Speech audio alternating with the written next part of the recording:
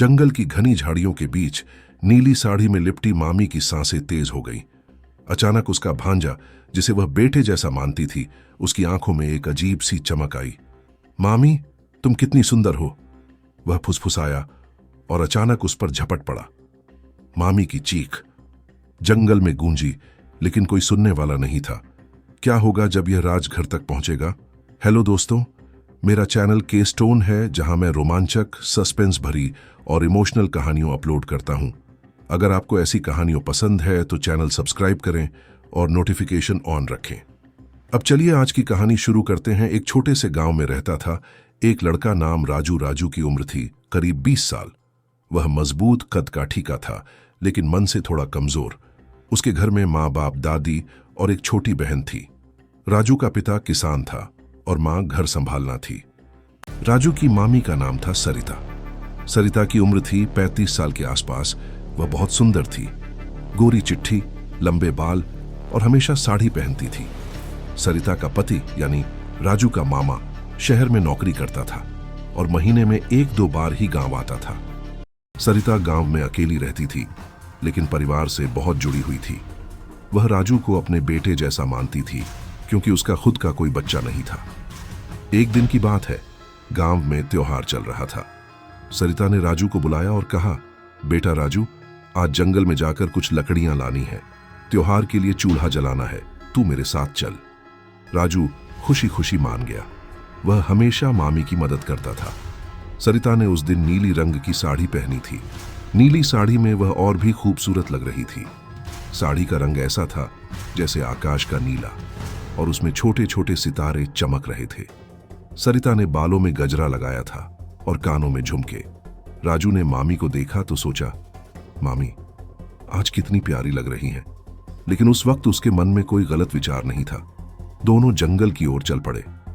जंगल गांव से थोड़ा दूर था, लेकिन रास्ता जाना पहचाना था। सूरज ढल रहा था, शाम हो रही थी। जंगल में हरी भरी झाड़ियां, ऊंचे पेड़ और छोटी छोटी नदियां थीं। पक्षी चहचहा रहे थे। सरिता आगे आगे चल रही थी और राजू पीछे पीछे। वे लकड़ियां इकट्ठा करने लगे। सरिता झुककर लकड़ियां उठा रही थी और उसकी साड़ी का पल्लू थोड़ा सरक गया। राजू की नजर अचानक उस पर पड़ी। उसने मामी के शरीर को देखा और उसके मन में एक अजीब सी हलचल हुई। वह पहली बार ऐसे सोच रहा था, मामी का बदन कितना मुलायम लग रहा है। वह मन ही मन सोचने लगा। उसकी सांसें तेज हो गईं। वे और गहराई में चले गए। सरिता ने कहा, राजू, यहां अच्छी लकड़ियां मिल रही हैं, थोड़ा और आगे चलते हैं। लेकिन राजू के मन में अब कुछ और चल रहा था। जंगल में कोई नहीं था, चारों तरफ सन्नाटा। अचानक राजू की नीयत खराब हो गई। वह मामी के पास गया और बोला, मामी, तुम कितनी सुंदर हो। सरिता हंसकर बोली, चल हट पगले, मैं तेरी मामी हूं, लकड़ियां इकट्ठा कर। लेकिन राजू ने उसकी बात नहीं मानी। उसने मामी का हाथ पकड़ लिया। सरिता चौंक गई। राजू, क्या कर रहा है? छोड़ मुझे। लेकिन राजू अब रुकने वाला नहीं था। उसकी आंखों में वासना की चमक थी। वह मजबूत था। सरिता को जमीन पर गिरा दिया। सरिता चीखी, नहीं राजू, ये गलत है, मैं तेरी मामी हूं। लेकिन जंगल में कोई सुनने वाला नहीं था। राजू ने सरिता की साड़ी खींचनी शुरू कर दी। नीली साड़ी फट गई और सरिता का शरीर नंगा होने लगा। सरिता रो रही थी, चिल्ला रही थी, लेकिन राजू पर कोई असर नहीं। उसने अपना पैंट उतारा। राजू का प्राइवेट पार्ट थोड़ा बड़ा था, करीब 8 इंच का। सरिता ने देखा तो डर गई। नहीं राजू, मत कर, मुझे दर्द होगा, वह गिड़गिड़ाई। लेकिन राजू ने नहीं सुना। वह सरिता पर चढ़ गया और जबरदस्ती उसके साथ गंदा काम करने लगा। सरिता को बहुत दर्द हो रहा था। उसका बड़ा साइज सरिता के लिए असहनीय था। वह चीख रही थी, दर्द हो रहा है, छोड़ दे मुझे। लेकिन राजू रुका नहीं। वह जोर जोर से धक्के मार रहा था। सरिता का शरीर कांप रहा था, खून निकल रहा था। आखिरकार राजू ने अपना काम खत्म किया और सरिता को छोड़ दिया। सरिता जमीन पर पड़ी रो रही थी। उसकी नीली साड़ी फटी हुई थी, शरीर पर निशान थे। राजू को अब पछतावा हुआ, लेकिन बहुत देर हो चुकी थी। वह बोला, मामी, माफ कर दो, मैं नहीं जानता था क्या हो गया। सरिता ने रोते हुए कहा, तूने मेरी जिंदगी बर्बाद कर दी राजू, घर चल, किसी को मत बताना। दोनों चुपचाप घर लौट आए। सरिता ने अपनी साड़ी ठीक की और किसी को कुछ नहीं बताया। लेकिन उस रात सरिता सो नहीं पाई। उसे दर्द हो रहा था, शरीर में जलन थी। राजू भी डर रहा था। अगले दिन राजू फिर मामी के घर गया। सरिता अकेली थी। राजू ने माफी मांगी, लेकिन सरिता ने कहा चला जा यहां से। लेकिन राजू के मन में फिर वही विचार आ गया। वह सरिता को देखकर उत्तेजित हो गया। इस बार सरिता ने विरोध किया, लेकिन राजू ने जबरदस्ती फिर वही किया। सरिता को फिर दर्द हुआ, लेकिन इस बार थोड़ा कम। राजू का बड़ा साइज अब भी उसे तकलीफ दे रहा था। आह, धीरे कर राजू, सरिता रोते हुए बोली। लेकिन राजू नहीं माना। यह सिलसिला शुरू हो गया।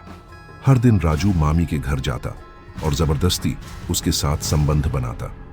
सरिता शुरू में विरोध करती, लेकिन धीरे धीरे वह चुप हो गई, शायद डर से या शर्म से। वह किसी को बता नहीं पाती थी। अगर परिवार को पता चला तो क्या होगा, वह सोचती। दिन बीतते गए। यह सब एक हफ्ते तक चला। राजू अब मामी को अपना मानने लगा था। वह कहता, मामी तुम मेरी हो। सरिता उदास रहती, लेकिन विरोध नहीं करती। एक दिन राजू ने सरिता को फिर जंगल में बुलाया। सरिता गई, क्योंकि डर थी कि राजू कुछ कर न बैठे। जंगल में फिर वही हुआ। राजू ने सरिता की साड़ी उतारी। इस बार सरिता ने नीली साड़ी नहीं, लाल पहनी थी, लेकिन राजू को फर्क नहीं पड़ा। वह जोर जोर से धक्के मार रहा था। सरिता को दर्द हो रहा था। राजू थोड़ा धीरे, तेरा बहुत बड़ा है, सहन नहीं होता। राजू हंसता और कहता, मामी आदत पड़ जाएगी। यह सिलसिला अब महीनों तक चलने लगा। राजू हर दूसरे तीसरे दिन मामी के पास जाता, कभी घर में, कभी जंगल में, कभी खेत में। सरिता अब थक चुकी थी। उसका शरीर कमजोर हो गया था। राजू का बड़ा साइज उसे हर बार दर्द देता, लेकिन वह सहती जाती। एक दिन सरिता बीमार पड़ गई। डॉक्टर ने कहा कुछ इन्फेक्शन है, लेकिन सरिता ने सच नहीं बताया। राजू अब और ज्यादा बोल्ड हो गया। वह सरिता को गिफ्ट देता, कभी साड़ी, कभी चूड़ियां। सरिता लेती, लेकिन खुश नहीं होती। एक महीने बाद राजू के घर में सब सामान्य था, लेकिन सरिता के पति यानी मामा शहर से आया। उसने सरिता को उदास देखा। क्या हुआ सरिता, तू ठीक नहीं लग रही। सरिता रो पड़ी, लेकिन कुछ नहीं बोली। मामा ने जोर दिया तो सरिता ने सब बता दिया। मामा गुस्से से लाल हो गया। राजू ने ऐसा किया, मैं उसे मार डालूंगा। मामा ने परिवार को बुलाया। राजू के माँ बाप, दादी सब आए। सरिता ने रोते हुए सब कुछ बताया। वह जंगल में मेरे साथ, और फिर कई दिनों तक। परिवार स्तब्ध था। राजू के पिता ने राजू को बुलाया और थप्पड़ मारा। तूने ऐसा कैसे किया, वह तेरी मामी है। मामी। राजू रोने लगा। पापा गलती हो गई। लेकिन परिवार ने फैसला किया कि राजू को गांव से बाहर भेजा जाए। मामा ने पुलिस में जाने की धमकी दी, लेकिन सरिता ने मना किया। परिवार की इज्जत का सवाल है। आखिरकार राजू को शहर भेज दिया गया, पढ़ाई के बहाने। सरिता अब अकेली रहती, लेकिन उसकी जिंदगी बदल चुकी थी। वह कभी खुश नहीं हो पाई। जंगल का वह राज अब परिवार का राज बन गया था, लेकिन दर्द सरिता के दिल में हमेशा रहा। राजू का बचपन बड़ा ही साधारण था। गांव में वह स्कूल जाता, दोस्तों के साथ खेलता। लेकिन जब से वह बड़ा हुआ, उसके मन में कुछ बदलाव आए।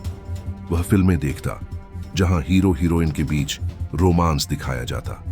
लेकिन राजू को असली जिंदगी में कोई लड़की नहीं मिली। सरिता मामी उसके लिए हमेशा से प्यारी थी। वह उसे चॉकलेट देती, कहानियां सुनाती। लेकिन उस दिन जंगल में कुछ ऐसा हुआ जो सब बदल गया। जंगल में जाते समय सरिता गुनगुना रही थी, राजू, याद है बचपन में तू मेरे साथ यहां आता था, तब तू छोटा था। राजू हंसकर बोला, हाँ मामी, लेकिन अब मैं बड़ा हो गया हूं। सरिता ने उसकी बात पर ध्यान नहीं दिया। वे लकड़ियां बीन रहे थे। सूरज की रोशनी झाड़ियों से छन कर आ रही थी। सरिता का पसीना उसकी साड़ी को गीला कर रहा था, जो नीली साड़ी को और चिपका रहा था उसके शरीर से। राजू की नजर बार बार वहां जाती। उसके दिल की धड़कन तेज हो गई। वह सोच रहा था, मामी का फिगर कितना परफेक्ट है, कमर पतली, छाती भरी हुई। अचानक राजू ने सरिता को पीछे से पकड़ लिया। सरिता चौंक कर मुड़ी। राजू, क्या कर रहा है? राजू ने कहा, मामी, मुझे तुम्हारी खुशबू अच्छी लगती है। सरिता ने हंसकर कहा, पागल है तू, छोड़। लेकिन राजू ने नहीं छोड़ा। वह सरिता को घसीटकर एक पेड़ के पीछे ले गया। सरिता डर गई।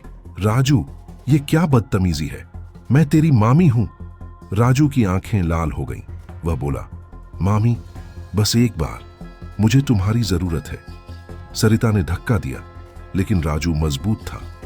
उसने सरिता की साड़ी का पल्लू खींचा। साड़ी सरक गई। सरिता का ब्लाउज दिखने लगा। वह चीखी। नहीं! राजू ने सरिता को जमीन पर लिटा दिया। उसने अपना शर्ट उतारा, पैंट खोला। उसका प्राइवेट पार्ट बड़ा और सख्त था। सरिता ने देखा तो आंखें फाड़ लीं। राजू, इतना बड़ा? मुझे मारेगा ये, मत कर। लेकिन राजू ने नहीं सुना। वह सरिता की टांगें फैलाकर ऊपर चढ़ गया। सरिता रो रही थी, हाथ जोड़ रही थी। राजू ने धक्का मारा। सरिता की चीख निकली, आह, मां, दर्द। उसका बड़ा साइज सरिता के अंदर घुस रहा था, लेकिन मुश्किल से। सरिता का शरीर फट रहा था जैसे। खून निकला। दर्द असहनीय था। राजू जोर जोर से मूव कर रहा था। मामी, कितना टाइट है तुम्हारा, वह कह रहा था। सरिता बेहोश होने लगी। 10 मिनट बाद राजू ने अपना पानी छोड़ा और हट गया।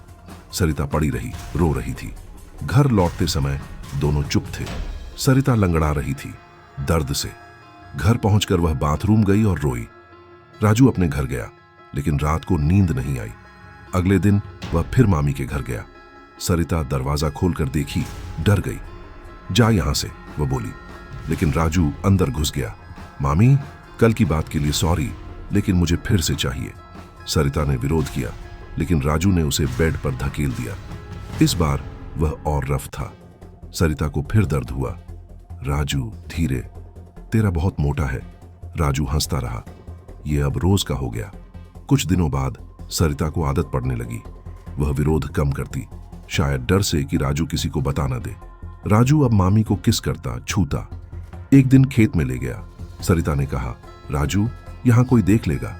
लेकिन राजू ने कहा, कोई नहीं आएगा। वहां उसने सरिता की साड़ी उठाई और पीछे से किया। सरिता को दर्द हुआ, लेकिन वह सह रही थी। आह, राजू, थोड़ा ऑयल लगा ले। राजू ने कहा, नहीं, ऐसे ही अच्छा लगता है। महीने बीत गए। राजू अब सरिता को अपनी बीवी जैसा मानता। वह उसे बाजार से चीजें लाता। सरिता उदास रहती, लेकिन चुप। एक दिन उसके पेट में दर्द हुआ। वह डॉक्टर के पास गई। डॉक्टर ने कहा, प्रेग्नेंट हो तुम? सरिता चौंक गई। कैसे? मेरा पति तो शहर में है। लेकिन वह जानती थी, राजू की वजह से। वह रोई। राजू को बताया तो राजू खुश हुआ। मामी, हमारा बच्चा। लेकिन सरिता ने कहा, यह पाप है। फिर एक दिन परिवार को शक हुआ। राजू की बहन ने देखा कि राजू मामी के घर ज्यादा जाता है। उसने मां को बताया। मां ने पूछा तो राजू घबरा गया। आखिरकार सब सामने आ गया। सरिता के पति आए। मारपीट हुई। राजू को घर से निकाला गया। सरिता अकेली रह गई। बच्चा गिरा दिया डॉक्टर से। लेकिन दर्द हमेशा रहा।